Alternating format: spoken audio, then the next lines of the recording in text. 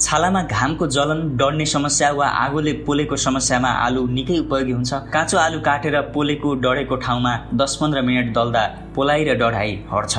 आँखाको थकाइ वा आँखामा हुने डार्क सर्कल अर्थात् कालोपनमा आलुको प्रयोग निकै उपयोगी हुन्छ। आलुको पातलो स्लाइस काटेर 10-15 मिनटसम्म आँखा बन्द गरेर आँखामा राख्दा आँखाको थकान कम हुन्छ र कालोपन यानि कि डार्क सर्कल हट्छ। त्यसैगरी पेटमा हुने एसिडिटी तथा ग्यासको समस्यामा पनि आलु निकै उपयोगी छ। काँचो आलुको रस 2 चम्चा बिहान खाली पेटमा सेवन गर्नाले एसिडिटी र ग्यासमा राहत दिन्छ। त्यस्तै पाचन समस्या तथा कब्जियतमा पनि आलुको सेवन निकै उपयोगी छ। छिल्का सहित पकाएको आलुमा फाइबर हुन्छ जसले पाचन स्वास्थ्य सुधार गर्न महत्त्वपूर्ण काम गर्छ। बिहान बेलुकी एक-एकवटा आलुको मात्रा सेवन गर्दा यसले पाचन स्वास्थ्य सुधार हुन्छ।